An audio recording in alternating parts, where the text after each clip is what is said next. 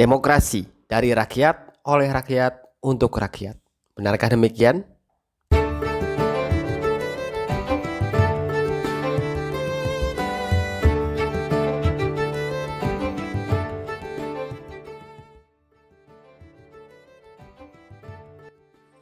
Oke, balik lagi di review buku. Kali ini kita akan membahas buku Noam Chomsky yang berjudul Politik Kuasa Media. Di buku ini, ia memaparkan bagaimana kondisi demokrasi di zaman modern. Idealnya, dalam sistem demokrasi, masyarakat mempunyai alat yang cukup berpengaruh untuk berpartisipasi dalam mengatur urusan-urusan mereka sendiri. Di samping itu, alat-alat informasi mereka bersifat terbuka dan bebas. Tapi, menurut Chomsky, kondisi demokrasi saat ini malah tampak terbalik dari apa yang telah dikonsepkan di atas. Sehingga demokrasi yang ada saat ini adalah sebuah sistem yang masyarakat publik itu harus dihalangi untuk mengatur urusan mereka sendiri. Tidak hanya itu, alat-alat informasi yang dapat mereka gunakan untuk berpartisipasi secara aktif dalam urusan mereka, yaitu urusan masyarakat, itu juga harus dikontrol secara ketat.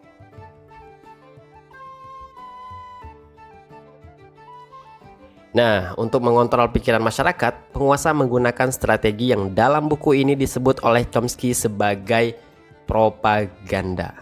Lewat propaganda, penguasa dapat membuat masyarakat setuju pada suatu hal yang sebenarnya tidak diinginkan oleh masyarakat itu sendiri.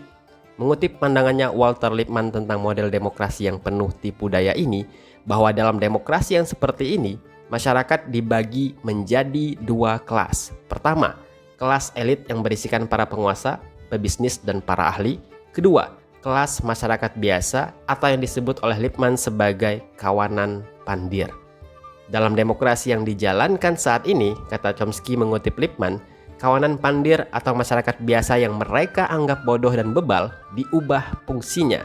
Yang awalnya punya kekuatan untuk mengatur kepentingan mereka sebagai rakyat, diubah hanya sekadar menjadi pemirsa atau penonton saja. Kalaupun ada fungsi yang lebih tinggi dari itu, yaitu mereka diberi kesempatan untuk memilih siapa pemimpin mereka lewat pemilihan umum. That's it. Usaha para penguasa dan ahli dalam mengontrol kawanan pandir tentu saja tidak semudah itu. Sebab mereka tahu bahwa kawanan pandir ini adalah kelompok dengan jumlah yang besar dibandingkan para penguasa itu sendiri. Untuk itu, mereka harus pandai menjinakkan kawanan pandir ini agar tidak mengganggu posisi para penguasa. Nah, untuk mengendalikan kawanan pandir, para penguasa menciptakan seni berdemokrasi baru, yaitu dalam tanda kutip, rekayasa persetujuan atau propaganda itu tadi. Jadi, metode kontrol di sistem demokrasi ini jauh lebih halus dan penuh dengan teka-teki dibanding metode kontrol yang ditetapkan oleh sistem pemerintahan totaliter. Untuk menguatkan pengamatannya tersebut, Chomsky menampilkan beberapa contoh propaganda yang telah dilakukan di Amerika, baik itu oleh penguasa dan pebisnis. Misal, di tahun 1930-an, ketika dibukanya kesempatan untuk para buruh dalam berserikat, melakukan demonstrasi untuk menyuarakan haknya, mereka lalu dibungkam oleh para pebisnis dengan membuat citra buruh tersebut menjadi negatif di mata masyarakat lainnya. Buruh yang mogok dan demo menuntut haknya itu dianggap pengganggu dan pengacau kestabilan dan keharmonisan. Dan strategi dari kalangan pebisnis ini berhasil. Kemudian, contoh lainnya, yaitu ketika masa pemerintahan Ronald Reagan. Kala itu, Reagan membuat berbagai kebijakan yang sebenarnya tidak didukung oleh masyarakat seperti pengadaan senjata, pemotongan terhadap dana sosial, dan sebagainya. Tapi, ketika propaganda dilaksanakan, masyarakat dibuat terbatas geraknya. Perhatian mereka dialihkan dan mereka tidak punya akses untuk berkumpul menyatakan penolakannya. Nah, di saat seperti inilah program-program yang tidak didukung itu tadi tetap berjalan. Begitu juga dengan contoh Perang Vietnam. Masyarakat Amerika diatur sedemikian rupa pandangannya untuk menganggap bahwa apa yang dilakukan oleh pemerintah Amerika kepada Vietnam pada Perang Vietnam tersebut adalah sesuatu yang sah. Dan memang seharusnya perang itu dilakukan. Selain itu, propaganda juga terjadi dalam kasus terorisme internasional dan perang Teluk.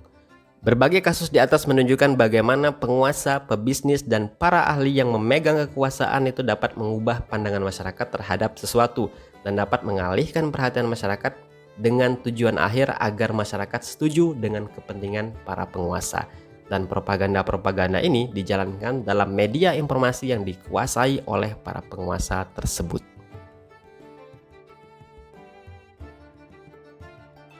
Untuk menutup review kali ini, mari kita renungkan pertanyaan yang dilemparkan oleh Chomsky di akhir buku ini.